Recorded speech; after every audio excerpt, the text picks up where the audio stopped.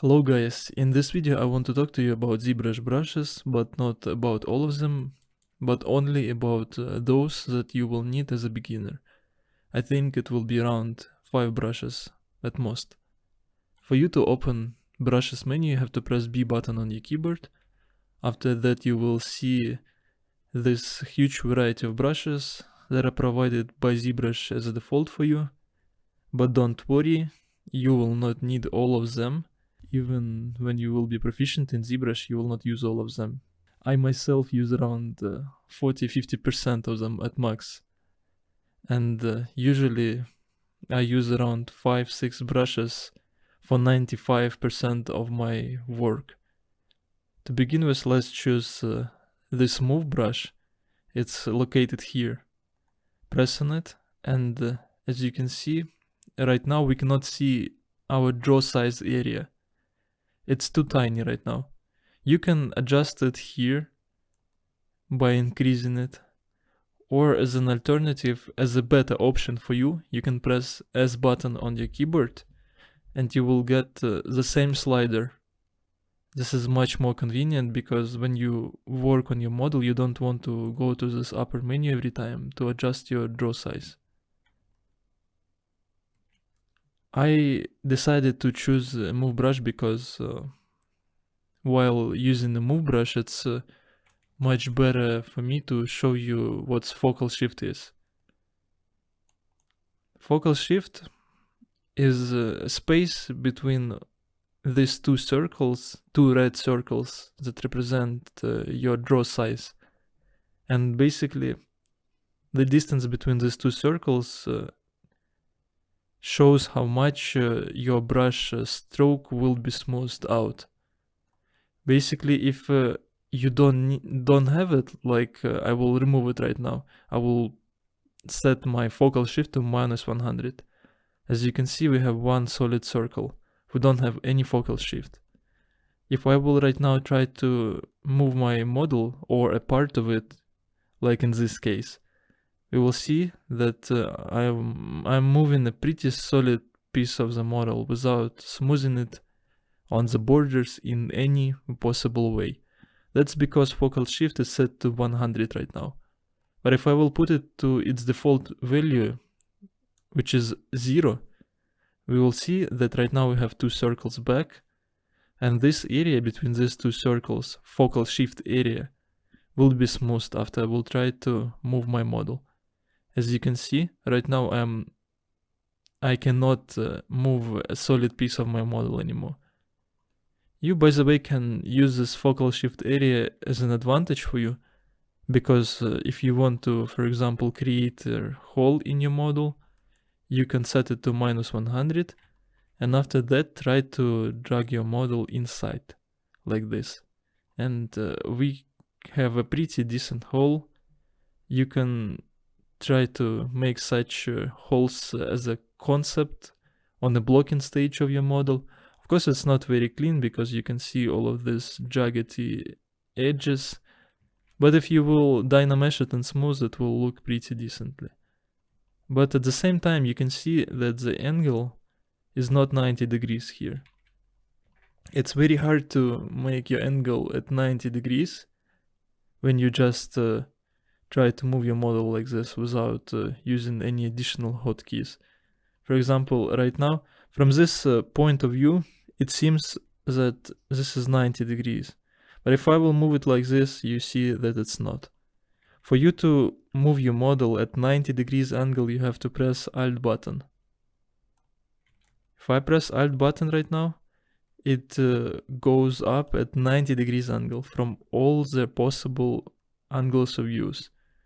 At the same time, you can do the same thing when you want to create a hole in your mesh. You just press Alt and try to drag it inside. Right now, this hole was extruded at 90 degrees angle.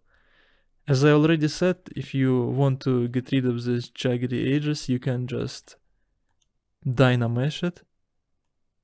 And after that, this is another brush that I want to discuss with you. Smooth brush. It allows you to smooth your mesh. Very self-explanatory. You have to just press Shift on your keyboard. After you press shift, you have to keep holding it. And by pressing on your mesh and dragging it like this, you can smooth your mesh. You can adjust intensity of smoothing by pressing spacebar on your keyboard, and after you press spacebar on your keyboard, you will get a lot of different options for your brush here. This is focal shifts that we already know. Let's put it back to 0. RGB intensity is intensity basically of your paint layer. We are not going to discuss it right now because we are not studying poly painting right now. We are basically discussing only functions that will allow you to sculpt on your model, not paint it. The intensity basically will allow you to control the intensity of your brush. If I set it to 100, then it will be smoothing stronger. If I will set it to lower values, then smoothing will be not so strong, will be very, very mild. At some point, if you don't want to lose all of your details while smoothing, you want your smoothing intensity be lower. Right now, let us choose another brush.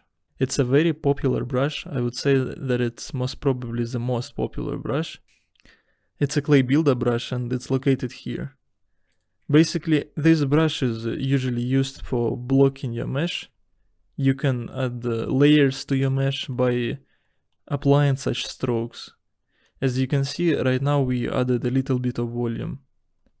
When you're concepting, when you're just trying to establish basic shapes for your model, you can easily use this brush, and after that you can smooth your model. Right now our model is very dense, and that's why when I'm smoothing it, it's not very responsive. As you can see, I have to do a lot of strokes, a lot of iterations before my model will become really smooth, and still we cannot get rid of these edges. That's only because our model is very dense right now.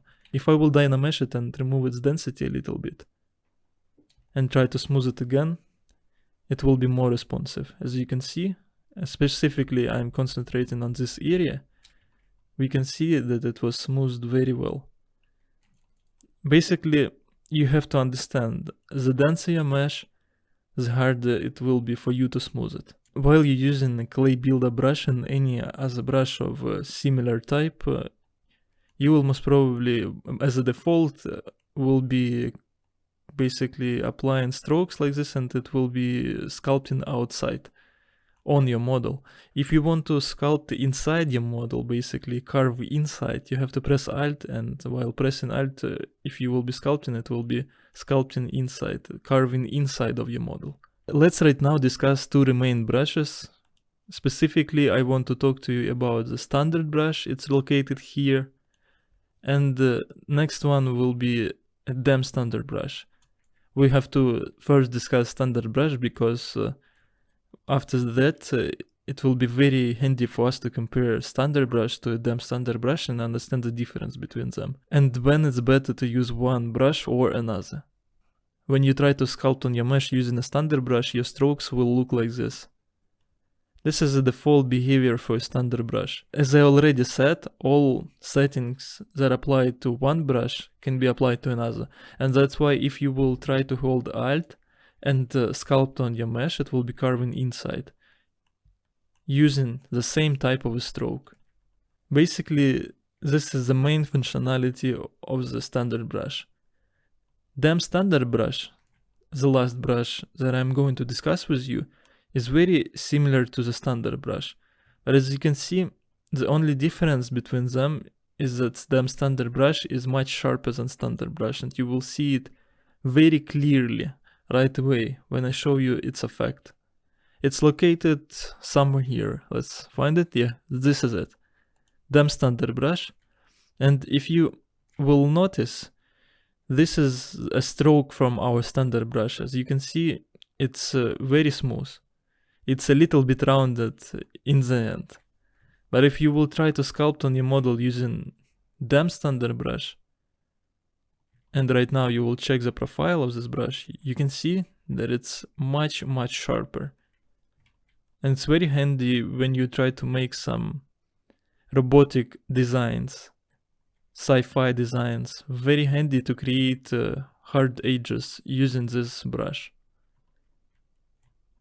Default behavior for this brush is to carve inside, unlike of all the brushes that we already discussed before. But you already know how to change it. You can just press Alt and the brush will be carving outside. As I said before, all the settings for one brush can be applied to any other brush you will use. You see that the profile is very sharp.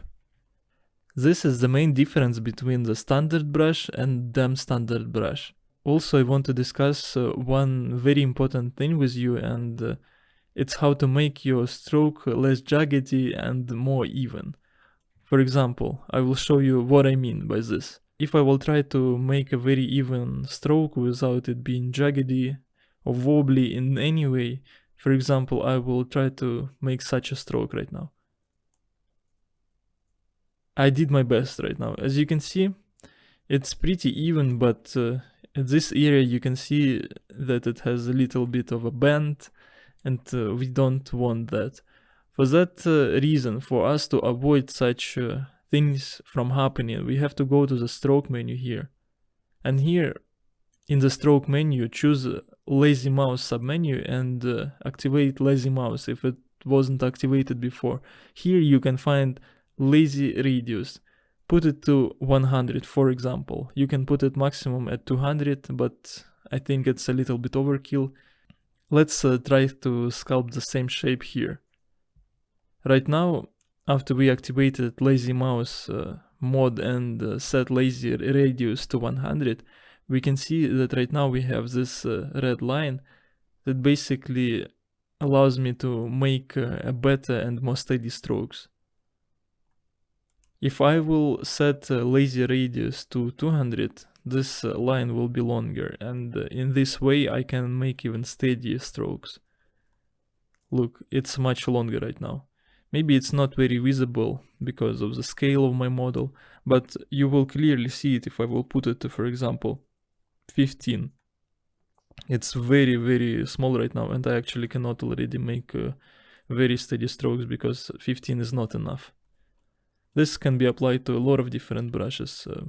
It cannot only be applied to the move brush because the stroke that you apply to your model using a move brush is not a line. Thank you for watching this video. I hope it was very helpful for you, and I will try to release the fourth video when it comes to ZBrush fundamentals as soon as possible. Thank you and goodbye.